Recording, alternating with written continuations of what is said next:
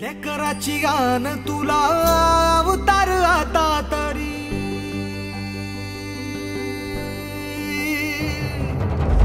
देवा तू सांग ना कुठे गेला हरवूनी लेकराची गान तुला अवतार आता तरी। सर त्यांचा परिचय आला आणि तुम्हाला खरं सांगतो त्यांचे जे घर आहे त्यांच्या इन्स्टिट्यूट किंवा आंदोलनाचं एक ऑफिसच बनवून राहिलं होतं। त्यांची सौभाग्य होती त्यांची दोन्ही मुलं एकंदर त्यांचं संपूर्ण कुटुंब एक आमच्याशी एक चौकशी नातं जोडून गेलं। आज सर आपल्याला घेऊन गेलं मी त्यांच्या सुखातच चिरशांती लाभो आणि त्यांना त्यांच्या कुटुंबावर जे काय संकटाला ते करण्याची हिंमत त्यांना देऊ आणि आमच्या सर्व संघटनेच्या वतीने विशेष करून आमच्या सीआयटी आणि कोकण किनारा मच्छीमार संघटनेच्या त्यांना भावना शब्दाची दाखवून करतो। धन्यवाद। आरके सरांबद्दल जितकं काही आपण बोलू तितकं कमीच आहे। आरके सर यांनी कुठल्या कार्यक्रमात आणि कुठल्या लढ्यामध्ये भाग घेतला नाही असा विषय नाही। शेतकरी कामगार पक्षाचा जन्माला आलेला हा एक लाल बावटेचा लाल सलाम करणारा हा एक लाल माणूस आपल्याकडून निघून गेला। त्याच्या चरणी नतमस्तक होऊन आम्ही माझे दोन शब्द संपवतो। जय हिंद जय महाराष्ट्र। उपस्थित सर्व आजच्या आरके दादांच्या शोक सभेला उपस्थित असलेले ज्येष्ठ नेते सन्माननीय जयंतभाई अतुल दादा राजेंद्र दादा महेंद्र दादा आणि आरके दादांचे सर्व कुटुंबीय आणि आपण पण एक कुटुंबाचाच भाग आहोत म्हणून इथे आहोत। चळवळीतली व्यक्ती होती आणि आमचं त्यांचं नातं माझं त्यांचं नातं हे आहे चळवळीतलं नातं होतं।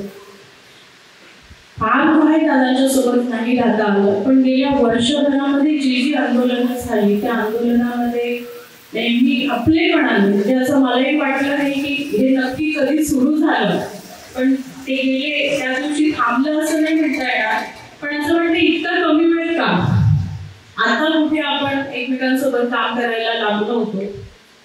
तिथे बसलेल्या त्या आंदोलनकर्त्याला काय गरजेचं आहे त्याच्या काय भावना आहेत त्यामध्ये गुंतून राहणारा माणूस म्हणजे आमचे आरके दादा आणि अर्थात हे कुटुंबाशी जोडलेलं नातं आहे बाळा।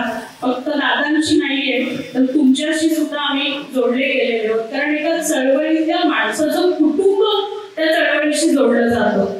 या ठिकाणी आयोजित केलेल्या शोकसभेला उपस्थित असलेले आपले सर्वांचे मार्गदर्शक नेते जयंतभाई पी पाटील साहेब अतुल साहेब तसेच आपले भूषण पाटील साहेब आणि उपस्थित या तालुक्यातील परिसरातील सर्व मान्यवर बंधू।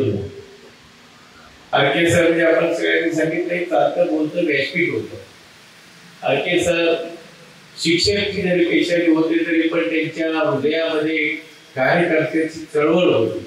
विविध चळवळीमध्ये काम करत असताना त्यांनी पक्षाकडे कधी दुर्लक्ष केलं नाही। त्यानंतर त्यांनी सांगितलं त्यांचे विविध चळवळीच्या माध्यमातून एकत्रित येण्याचं काम आलं। चळवळीच्या वेळेला ते आपल्या पक्षाचा विचार बाजूला ठेवायचे आणि ही चळवळ माणसासाठी आहे शेतकऱ्यासाठी आहे समाजासाठी आहे या चळवळीमध्ये ते सातत्याने सहभागी व्हायचे आणि गल्लीपासून दिल्लीपर्यंत जी काही जबाबदारी ती स्वतः अग्रेसर होऊन त्यांनी पार करायची। पाटील सर हे आमचे होती सर्वांचे आडवीचे होती सर्वांच्या आवडीचे त्यांचे अचानक निधन झाले आम्हा सर्वांना गरीवरून आले त्यांचे अचानक निधन झाले आम्हा सर्वांना गरीवरून आले आम्हा सर्वांना गरीवरून आले आम्हा सर्वांना गरीवरून आले। तर आरके सरांच्या आणि आमचं यावेळी 2005 साली ते बाधित रायगड जिल्हा झाला त्यावेळी आम्ही 45 गावं या ते बाधित झालेली होती। त्यावेळी प्रत्येक शेतकऱ्यावर असा प्रसंग होता की एवढा मोठा बलाढ्य राक्षस भलं दुनिया मोठी मिळे, त्याची मूठ किती मोठी आहे ते कुणाला माहित नाही. त्यांच्या कुटुंबावर जो आघात झालेला आहे त्याला देवाला परमेश्वराला मी प्रार्थना करतो की त्याला ताकद देवो. हरके पाटील सरांच्या निधनाची बातमी ऐकली आणि मन घरीवरून आलं. गेल्या 17-18 वर्षाचा सहवास त्यांचं चित्र डोळ्यासमोर उभं राहिलं. त्यांची माझी पहिली भेट बिरकोट गावात पुरणमधल्या एसी जेटची मीटिंग होती आणि त्यावेळी तिथे गेल्यानंतर त्यांचं एसी जेटचा अभ्यासपूर्ण भाषण ऐकलं. ही 2005 ची गोष्ट असेल. एसी जेट सुरू झाला होता. त्याच्याशी चर्चा केली भाषण संपल्यावर. तर त्यांनी त्यावेळीपासून निर्धार केला होता की हा एसी जेट आपण हटवायचा. हरके पाटील सरांचा आमचा परिचय हा एसी जेटच्या आंदोलनाच्या माध्यमातून झाला. पेठ तालुक्यामध्ये जे काही एक्सिडेंट विरोधी आंदोलनातले काही मजबूत जे असे बिल्डर होते हे 10-12 त्याच्यामध्ये नाव आहे. त्याच्यामध्ये हरके पाटील सरांचं नाव हे प्रामुख्याने हवं. आणि त्यांचं वैशिष्ट्य असं आहे की आता आपण तुझ्या वक्त्याने 1-2 वक्त्याने सांगितलेलं आहे की सरकारी किंवा एक नोकरी, शिक्षकाची नोकरी सांभाळता नाही, सामाजिक जाणीवेतून आपल्या समाजावर काहीतरी संकट आलेलं आहे आणि आपण हे समाजाचा घटक आहोत. आपण कुठं नोकरी करतो, कुठली नोकरी करतो यापेक्षा समाजाच्या संकटावर मात करण्यासाठी धावून जाणं हे आपलं कर्तव्य आहे. आणि त्या कर्तव्याच्या भावनेतून हरके पाटील सर हे एक्सिडेंटच्या आंदोलनामध्ये उभे राहिले. चंद्र आहे डाग, सूर्यामध्ये आहे आग. चंद्र आहे डाग, सूर्यामध्ये आहे आग. आरके पाटील होऊन गेला शेका पक्षाचा वाघ. आरके पाटील होऊन गेला शेका पक्षाचा वाघ. लाल बावटा हातात घेऊन फडकवला उंच आकाशी. लाल बावटा हातात घेऊन फडकवला उंच आकाशी. शेतकऱ्यांची दिलनाडा स्वतः राहून उपाशी. शेतकऱ्यांची दिलनाडा स्वतः राहून उपाशी. आजच्या या शोधसभेसाठी उपस्थित जयंतभाई पाटील साहेब, कॉम्रेड भूषण पाटील साहेब, पीडी काका, नंदाताई, इतर माध्यम सगळे आणि माझे मित्र, म्हणजे शोक सभेमध्ये मनोगत व्यक्त करणं याच्यासारखं कठीण काम दुसरं काही नाही. आपल्या जिव्हाळ्याचा व्यक्ती जो आहे तो आपल्याला सोडून गेलेला असतो आणि त्याच्याविषयी बोलायचं, त्याच्याविषयी मनोगत व्यक्त करायचं हे अतिशय कठीण आहे. माहिती नाही आधीच्या मान्यवरांनी इतक्या तत्परतेने कसं केलं आहे. कारण सरांची माझा अतिशय जिव्हाळा होता. या गेल्या महिन्यामध्ये अतिशय आम्ही सातत्याने रोजची आमची बोलणं असायचं, भेटणं असायचं. सतत आम्ही विविध गोष्टींवरती कामं करत होतो आणि त्यांच्याशी आज देखील मला विश्वास वाटत नाही. रोज सकाळी मला आठवण असते 8:30-9ला त्यांचा मला रेग्युलरली फोन असायचा आणि आज आपण हे करूया, आपण ते करूया, असं करूया, काही ना काही मार्गदर्शन असायचं. सातत्याने मला आत्ता पण वाटतं की बाबा ते येतील, हात धरतील, सांगतील की बाबा या पद्धतीने आपण आज काहीतरी हे करूया. इतका त्यांचा रोजचा पाठपुरावा असायचा माझ्यासोबत आणि सातत्याने तो जो काही विषय ज्याच्यावरती ते काम करत होते त्याच्यावरती त्यांची निष्ठा बघून मला सतत वाटायचं की आपलं काम कुठेतरी कमी आहे. आणि आपल्यापेक्षा तीव्रतेने काम करणारा व्यक्ती आपल्यासोबत आहे याची मी तुम्हाला जे वाटत असतं सारखं किंवा हे कसं की एखादा व्यक्ती जो इतक्या तत्परतेने काम करू शकतो ही जी गोष्ट आहे ती त्यांच्याकडनं पाहायला मिळाली. माझ्यासाठी ते सहज होते. प्रत्येक गोष्टीमध्ये मार्गदर्शन करणं हा त्यांच्या स्वभावाचा जरी भाग असला तरी देखील माझ्यासाठी ती एक आशीर्वाद होता की एवढ्या तत्परतेने ते प्रत्येक गोष्टीमध्ये लक्षपूर्वक काम करत होते. त्यांच्या कार्याविषयी मी पूर्वी पण ऐकून होतो की त्यांनी सीएसमध्ये काम केलेलं आहे, त्यांनी इतर विषयांमध्ये काम केलेलं आहे. पण सामाजिक आणि राजकीय विषयांमध्ये काम करत असताना जेव्हा तुम्हाला वेळ आपण प्रत्येक वेळ कार्यकर्ता म्हणून काम करतो आणि त्यावेळेला सच्चा कार्यकर्ता म्हणण्याचा आपला प्रत्येकाचा प्रयत्न असतो. पण त्यांच्या व्यक्तिमत्वाकडे किंवा त्यांच्या जीवनाकडे पाहिलं तर तुम्हाला लक्षात येईल की त्यांच्या इतकं सच्चा कार्यकर्ता मी तरी अजूनपर्यंत पाहिलेलं नाही. म्हणजे या विभागातला संवाद म्हणजे सच्चा कार्यकर्ता कोणी असेल तर हरके पाटील सर होते. कारण त्यांचं जे काही कार्य होतं ते समाजासाठी, त्यांच्या राजकीय पक्षासाठी एक निश्चितचं असं कार्य होतं आणि सातत्याने त्याच्यामध्ये कधी कुठलाही तास देखील आपला कार्यातला फुकट जाऊ नये अशा पद्धतीने त्यांचं कार्य होतं. तर ते आपण सगळ्यांनी पाहिलं असेल. अनेक वेळेला अनेक लोक आपण समाज म्हणून व्यक्तीची तुलना करण्याचा प्रयत्न करतो, पण त्यांचं जे व्यक्तिमत्व होतं ते डोंगर इतकं मोठं होतं. किती वादळाने काही झालं तर देखील कणभ घालले नाही ते असं त्यांचं व्यक्तिमत्व होतं आणि त्याच्यासाठी त्यांना सलाम आहे. कारण एवढं म्हणजे अशा सगळ्या परिस्थितीमध्ये देखील त्यांनी आपल्या सामाजिक कार्याला चालू ठेवलं. त्यांची जी काही राजकीय भूमिका होती त्याच्यावरती ते सातत्याने ते टिकून राहिले.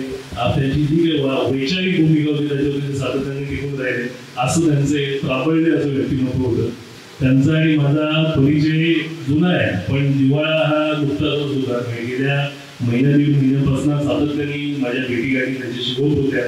ते जेव्हा 1-1.5 महिन्यापूर्वी तुम्हाला माहिती असेल की हृदयविकारामुळे म्हात्रे हॉस्पिटलमध्ये होते, तेव्हा त्यांची मी भेट घेतली होती आणि त्यावेळेला देखील त्यांना समोरही म्हटलं होतं की बाबा तुम्ही एकदम या विषयामध्ये शांतपणे घ्या, आराम करा. आणि पण त्यांचा जो काही स्वातंत्र्याचा पाठपुरावा होता कामाबद्दल त्यांच्या तो इतक्या नित्यनेमाचा होता. त्यांच्याकडनं जेव्हा कधी मी वैयक्तिक बोललेलो आहे त्यांच्या कुटुंबाविषयी त्यांचं जे काही प्रेम आहे ते सातत्याने दिसून यायचं की अतिशय समाजावरती कुटुंबावरती प्रेम करणारा व्यक्ती म्हणून माझी त्यांच्यासोबत ओळख होती. आणि ज्या दिवशी म्हणजे ही जेव्हा घटना घडली मला कल्पनेत पण नव्हतं की 22 तारखेला मला वाटतं रात्री जेव्हा काही मिसकॉल मी पाहिले सकाळी पहाटे आणि अचानक मी त्यांच्या मिसकॉल पाहिलं होते. अनेक वेगवेगळ्या नंबरवरून मिसकॉल होते. मी त्यांना त्यांच्या फोनवरती फोन केला आणि त्यांच्या मुलांनी उचलला आणि घटना जी काही घडलेली आहे की बाबा अचानक असं पूर्ण हृदयविकाराचा झटका आल्यामुळे त्यांना अपोलो हॉस्पिटलमध्ये आणावं लागलंय. ही घटना ऐकल्यावरती मी लगेच तिथे निघालो. जाऊन त्यांची भेट घेण्याचा प्रयत्न केला. ते तिथे एमर्जन्सी वॉर्डमध्ये होते आणि अतिशय मला त्यावेळेला दुःख झालं की बाबा ही जी काही गोष्ट आहे का आल्या रात्री मी फोनवरती त्यांच्याशी बोललो होतो. त्याच्या 22 तारखेला मी त्यांना भेटलो पण होतो. 23 तारखेला माझी भेट झाली नव्हती त्यांच्याशी, पण 23 तारखेला मी फोनवरती बोललो होतो त्यांच्याशी आणि असं काही होईल याची कल्पना पण नव्हती. त्यांना एमर्जन्सीमधून ICU मध्ये घेऊन जाताना पण आम्ही सोबत होतो आणि त्यावेळेला काही आपल्याला वाटतं की बाबा यांना हलवावं आणि सांगावं की उठा. जेव्हा असं अचानक होणं हे आपल्या कुणालाही अपेक्षित नाही. तर ती जी काय त्यांची जी उणीव आहे त्यांची जी पोकळी आहे ती मला वाटत नाही की कोणी भरून काढेल. कारण अतिशय जिव्हाळा जो आहे त्यांच्यासोबत असल्यामुळे ही त्यांची जी उणीव आहे ती सातत्याने राहील. ही पोकळी मी त्यानंतर देखील या घटनेनंतर त्यांच्याविषयी का बघून नियोजित कार्यक्रमामुळे मी बाहेर गेलो होतो आणि त्यांच्या निधनाच्या वेळेला मला अंत्यविधीला येता आलं नव्हतं. मी जेव्हा सोमवारी रात्री फ्लाईटने परत आलो मंगळवारी सकाळी इथे मी कुटुंबाला भेट दिली. त्यानंतर माझ्या अनेक सहकाऱ्यांसोबत बैठक जी केली त्यावेळेला किंवा बाईंसोबत बैठक केली. तर ही जी त्यांची उणीव आहे त्यांची जी पोकळी आहे ती भरून काढणं अतिशय कठीण जाणार आहे. आणि त्यांच्या म्हणजे ह्या अचानक झालेल्या आकस्मिक झालेल्या निधनामुळे जे काही आपल्या सगळ्यांमध्ये दुःख आलंय ते दुःख आपल्याला सहन करण्याची ताकद मिळावी इतकीच ईश्वरचरणी प्रार्थना करतो. आज आपण इथे सगळे जमलात. आपला संपूर्ण मोठा परिवार त्यांच्या दुःखामध्ये सोबत आहे. आपण जमलो आपण त्यांना जी श्रद्धांजली आपल्या पुढच्या कामात द्यायचंय तो आपण प्रयत्न करणार. पण अनेक वेळा मला अनेकांनी म्हटलेलं आहे की जर तुम्ही फील्डमध्ये येऊन काम करा, पण जेव्हा त्यांनी म्हटलं होतं मला जेव्हा तुम्ही फील्डमध्ये काम करा त्याच्यातली जी काही आत्मीयता होती जी काही गरज होती ती संपूर्णपणे लक्षात आलेली आहे. आपलं पुढचं काम हीच त्यांच्यासाठी श्रद्धांजली असणार आहे आणि त्याच्यामध्ये आपण कसोटीने प्रयत्न करणार आहोत आणि त्यांच्या आत्म्याला शांती लाभो हीच ईश्वरचरणी प्रार्थना करतो आणि बोलू शकतो. आजच्या या शोकसभेसाठी उपस्थित असलेले माझे डावलार आणि कॉम्रेड भूषण पाटील, अतुल म्हात्रे, गिरी पाटील, सुधाकर पाटील, नंदादारी आणि मित्र, आणखी जाणारे असं कधी वाटलं नव्हतं. मी परदेशी गेलो होतो आणि तिथे पण अर्गेचा रोज सकाळी मला 5:30 वाजता उठायचं. मी 5 वाजता उठतो. अतुलने सांगितलं ती गली गोष्ट आणि पाठपुरावा करणारा खरा हा कार्यक्रम कांचन पाटील पण हा कार्यकर्ता वेगळा होता. हरके वारले म्हणून इथे आलो. मी बाहेरगावी गेलो होतो. पण जे चळवळी करताना विराट मोर्चे प्रेसमध्ये काढायचे ते 2-3 हजार रुपये 2 पडकार आम्हाला लागायचे. 2-3 हजार स्पीकरचा खर्च. त्याच्यामध्ये मात्र भाजप पाटील कंडक्टर होते. मोहन पाटलाच्या खालच्या ऑफिसमध्ये जी ठराविक मंडळी बसायची त्याच्यामध्ये राजन पाटील पण होता. एक खंड आणि जिद्दीचा कार्यकर्ता. त्याचं कुटुंब आजपर्यंतही मुलं बाळा सगळी पक्षाच्या पाठीमागे ठामपणे उभी आहे. त्याचं दुःख पण केवळ इथे ॲम्ब्युलन्स नसेल नव्हती म्हणून त्याचं निधन झालं. या निमित्तानं मी निश्चितपणे सांगतो की या भागामध्ये आयसीयूची ॲम्ब्युलन्स आपण घेऊ. हीच खरी भाजप पाटलांना सदाची. मी त्याच्या घरी गेलो त्यावेळेला आजीला भेटायला आजीच्या घरात भेटायला आलो तेव्हा मला कळलं आम्ही पण तिथे गेलो आणि मागचा काळ मला डोळ्यासमोर जाताना दिसला की त्यावेळेच्या चळवळी जिता आहे, कळवा आहे आणि अमरापूर आहे या भागातली जी त्यावेळेची पुढारी मंडळी होती निष्ठेनं आणि त्यागानं काम करणारी मंडळी होती. त्याच्यामध्ये राजन पाटील होते असं मला वाटतं. संपूर्ण कुटुंब होतं आणि त्या कुटुंबाला या ठिकाणी आम्हाला वाटतं की माझी विनंती राहील त्या कुटुंबाने पुन्हा राजन पाटील एक निर्माण झाला पाहिजे असा प्रयत्न या ठिकाणी करा. आणखी सरांकडून बोलून थोडं आहे. मी जास्त बोलणार नाहीये. बऱ्याच लोकांनी जे सांगितलं त्याचे अनुभव पण माझ्याकडे जवळची आणि जी जवळ घ्या ते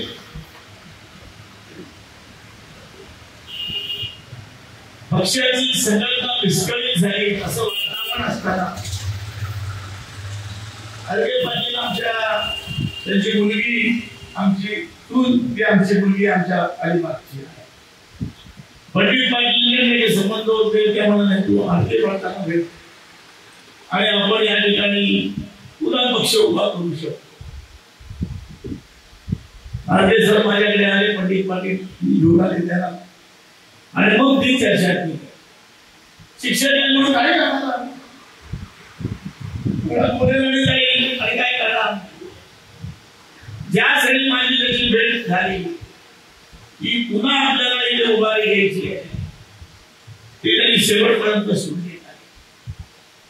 त्या दरम्यानमध्ये जे पक्षाचं काम आणि पक्षाच्या कार्यकर्त्यांना संघटना करण्याचं काम जे हरकेनी केलं ते कदापि विसरावं. मोठी हानी आणि पक्षाची झाली आहे. एक चांगला सच्चा आणि निष्ठावंत कार्यकर्ता आपला हरवलेला आहे. मी सांगेन की त्यांनी आपलं घर हे चळवळीचं केंद्र बनवलं. या रिटायर झाल्यानंतर त्यांनी ज्या पद्धतीचं काम केलं ते आम्ही कधीच विसरणार नाही. या तालुक्यामध्ये वेगळं आहे मात्र हातून मागे उच्च शिक्षित आणि अभ्यासू आणि छोटेसे उद्योगपती आम्हाला अभिमान आहे. परंतु हरके सरांनी मला सुचवलं की बाई या कुणाला अभ्यास आणि ज्या वेळेला त्याच्यावर आम्ही चर्चा केली आणि सांबरच जे कॉम्रेड भूषण पाटलांनी सांगितलं सुधाकर पाटलांनी सांगितलं की जी तिसरी मुंबई होती ती आपल्याकडे होती. आम्ही बोलतो आम्ही मांडतो प्रश्न परंतु त्याला आमच्या मर्यादा आहे. त्याच्यावर आमचा काही अभ्यास नाही. जो 140चा वेळेला मोर्चा काढला तो मोर्चा कॉम्रेड ढवळे माझ्याकडे आले आणि कॉम्रेड ढवळे म्हणाले भाई हे चुकीचं झालेलं आहे त्याच्यावर आपल्याला आवाज उठवला पाहिजे. आमच्या पार्टीमध्ये चर्चा झाली पण तुमच्या पार्टीने तुम्ही त्या ठिकाणी पुढाकार घेण्याची हवी बांधणार नाही किंवा आरसे एसी थोपवणार. मला सांगायला वाटतं की या जिल्ह्यामध्ये जे जे आंदोलन झाली, जो जो विरोध केला ते यशस्वीपणे आपण केलेले. आपल्याला या हिंदुस्थानामध्ये कोणी एसी जेल रद्द केला नाही, तो रायगडमध्ये आपण करून दाखवतो. आणि आपण म्हणत होतो 45 गावांची ही एसी जेल आपण तो करू दिला नाही. किंबहुना आज आपण लढतो वगैरे मंडळी की एसी जेलची जागा आम्हाला परत द्या. असे कार्यकर्ते त्यांचं मरणाचं वय नसताना गेले हे आपल्याला पाहिजे की आमच्यापेक्षाही मराठीला आणि त्याच्यामध्ये प्रामुख्यानं विविध क्षेत्रामध्ये काम करताना आज पदवीधरांची बैठक करत नाही. मी परदेशी गेलो तिथे पण फोन लावणार, बाई इथे झालं पाहिजे, इथे फोन लावला पाहिजे, तिथे याला भेटलं पाहिजे. या पद्धतीचा काम करणारा हा मोठा कार्यकर्ता. आणि दुसरा आहे हा मंडप पण मीच करायला लावला त्याला. मी आलो की या ठिकाणी बैठक झाली पाहिजे, शिवाय हा मंडप पण मीच करायला लावला. पण या ठिकाणी वैद्यकीय काम आपल्याला उपचार घेताना आपल्याला आता सुधारणा करायला. मी आल्याबरोबर मी आलो होतो निवडणुकीच्या काळामध्ये हॉस्पिटलमध्ये आणलं तेव्हा त्याला मोटरसायकलवर बसू नकोस, चालत जास्त जाऊ नकोस, आता बरोबर आहे ना. त्याने ऐकलं. आणि एक काळजी तुम्ही घेतली पाहिजे की आपल्या जगामध्ये सर्वात आरोग्य सेंटर हे नवी मुंबई आणि मुंबई आहे. जगातले लोक आपल्याकडे येतात. म्युनिसिपालिटीला कॅन्सर झाला अमेरिकेमध्ये, आम्ही पेपर पाठवले आणि सांगितलं की आम्ही येतो. अजिबात येऊ नका, तुमची ट्रीटमेंट बरोबर झालेली आहे, तुम्ही लास्ट स्टेजवर आहात, जेवढे दिवस तिथे अजिबात येऊ नका. अमेरिकेचे लोक सांगतात आम्ही त्याच्यापेक्षा जास्त उपचार करू शकत नाही. म्हणजे आपल्याकडे केंद्र आहे, ते केंद्र एक मर्यादा केलेली आहे. वकील कोण आहे? वकील भरपूर आहे, वकील भरपूर आहे. पण वकील जे आहे तसे होते आहे आपला वकील, तो गरिबांचे आहे, अन्याय लोकांकडे वकिली करतो. परंतु जे नामवंत वकील आहे त्यांच्याकडे आपण जातो, त्यांची फी पण दिली आहे. परंतु आज ट्रीटमेंट आपण व्यवस्थित घेऊ शकलो नाही प्रथम, असं माझं म्हणणं आहे. त्यावेळेला मी त्यात दम दिला, तुम्हाला पण दम दिला, हे तुम्ही बरोबर करत नाहीये. तरी शेवटच्या वेळी अपोलोमध्ये गेले आणि आपण ट्रीटमेंट घेतली. पण त्याचा मला अनुभव काय वाटतो, काही सगळं खरं पूर्णपणे समाजामध्ये कसं राहायला पाहिजे आणि समाजामध्ये पुढे आपला बदल कसा करायला पाहिजे हे त्यांनी दुसऱ्या मुलांना त्यांनी घडवलं. सगळे मुलं मुली त्यांच्या शिकल्या आणि व्यवस्थितरित्या आपल्या एका नोकरीवर हे सर्व वैभव त्यांनी तयार केलं. आणि म्हणून मला सतत आठवण होती ही शोकसभा मी घेतलेली आहे. मी सांगितलं काय घेतली की पुन्हा असे आरके आपल्याला निर्माण करायचे आहे, तुमच्या गावाची जबाबदारी.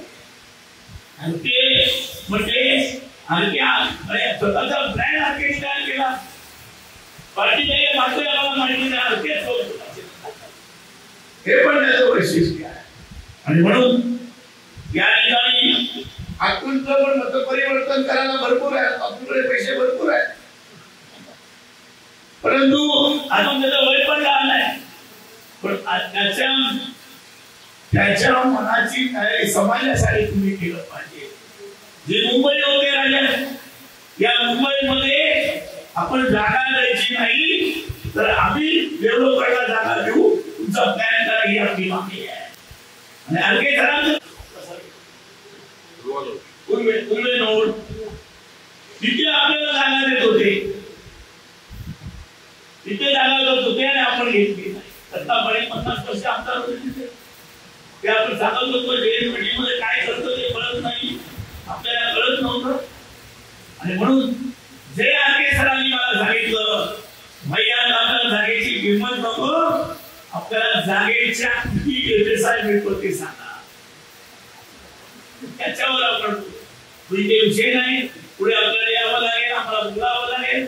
आणि त्या पद्धतीचं आणि मला वाटतं याच्यामध्ये जो 45 गावाचा 80 झाला, 1 लाख शेतकरी आपण कोकण बरोबर दिले होते.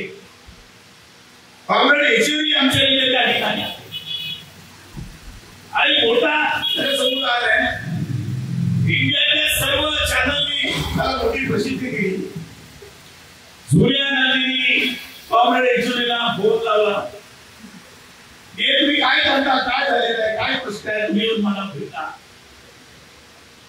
आणि त्यावेळेला त्या मंत्रींची पंतप्रधान असताना त्याने आपल्याला एक करायचं सोनिया गांधींनी पण मदत केली.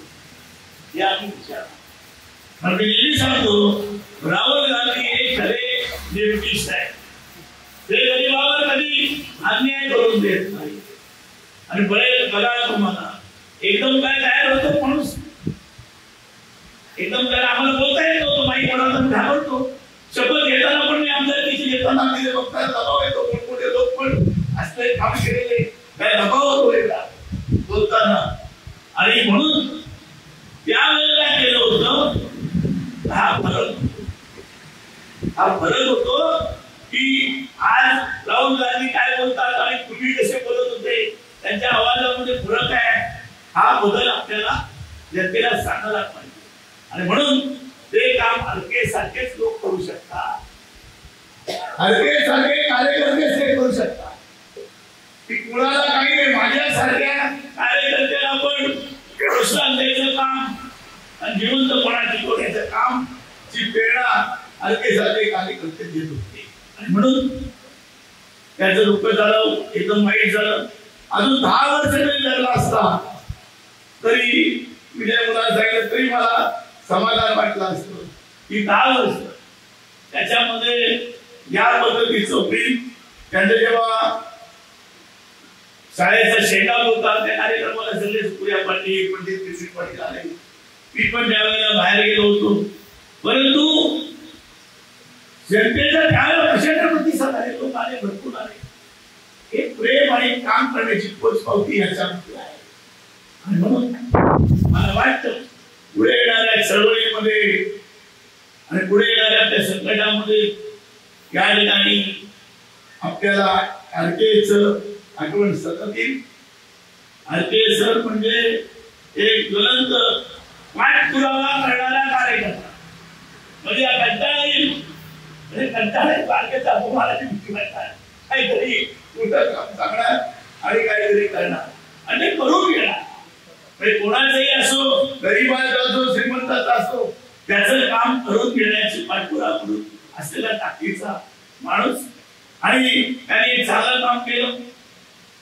अतुल सारखा एक चांगला कार्यकर्ता जो नवी मुंबईच्या नंतर 3ऱ्या मुंबईसाठी जे सर्कल येते त्याच्यामध्ये आपण कसं वागलं पाहिजे, कसं काम केलं पाहिजे हे सांगणारा आहे. आणि मी जे म्हणत होतो की आपलं आपण केलं पाहिजे.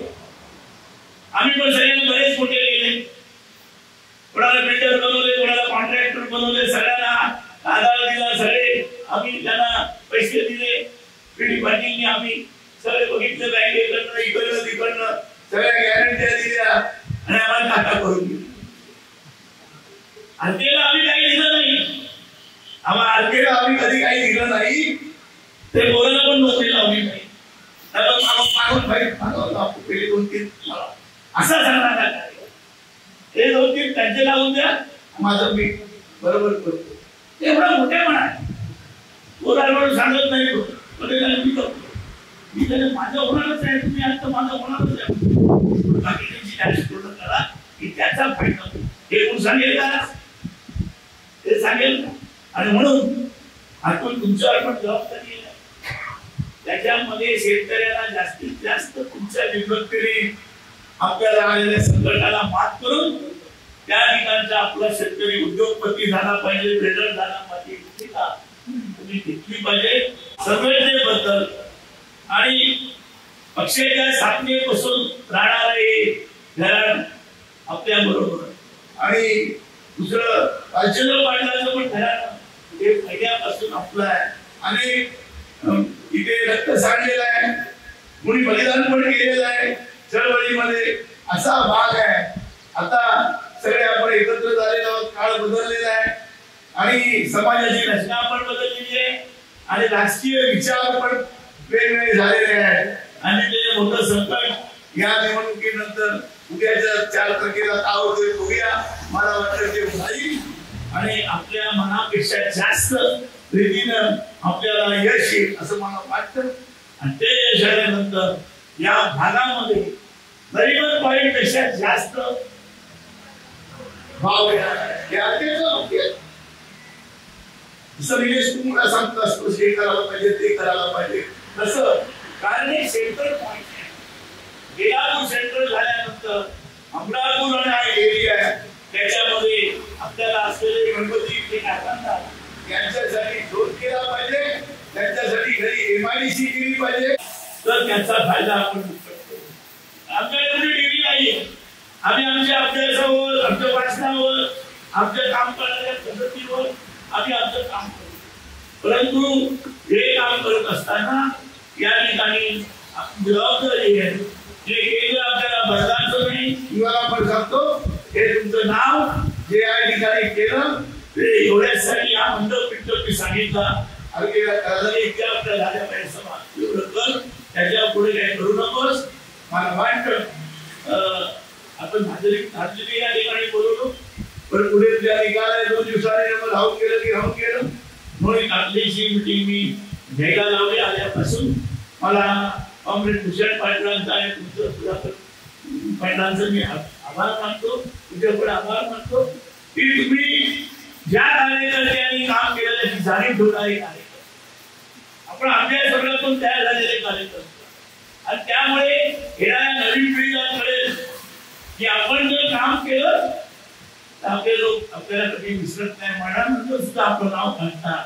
ही भूमिका आपल्या प्रत्येक आयुष्यात प्रत्येकाला मिळाल्या आणि म्हणून मी शेतकरी कामगार पक्षाच्या वतीनं सरचिटणीस म्हणून त्यांना आतातरी वाटतो पण माझ्या कुटुंबाचा माणूस गेला असं म्हणे आणि म्हणून ती श्रद्धांजली वाहताना अति दुःख होते. त्याची मला पेठ तालुक्यामध्ये घरी गरज होती. पेठ तालुक्यामध्ये मला मार्गदर्शन करणारा एक कार्यकर्ता हरपला, ते श्रद्धांजली वाहताना मला वाटतं आणि म्हणून या ठिकाणी ही श्रद्धांजली करत असताना मी एक शब्द देतो की आपल्याला पुन्हा असे अर्थे उभे करण्याची किमया आपण आपल्या हातातून करू जेणेकरून पुन्हा लोकांना आपल्याला जनतेचे दैनंदिन प्रश्न सोडवताना त्या ठिकाणी असे कार्यकर्ते गरीब आणि कष्टकरी जनतेसाठी गरजेचे आहे आणि ते करण्याचं काम आपल्याला करायचं आहे. मी पुन्हा एकदा श्रद्धांजली वाहून माझे 2 शब्द सांगतो. पाटील सरांना श्रद्धांजली वाहण्यासाठी 2 मिनिटं उभा राहून त्यांना श्रद्धांजली व्हायची आहे.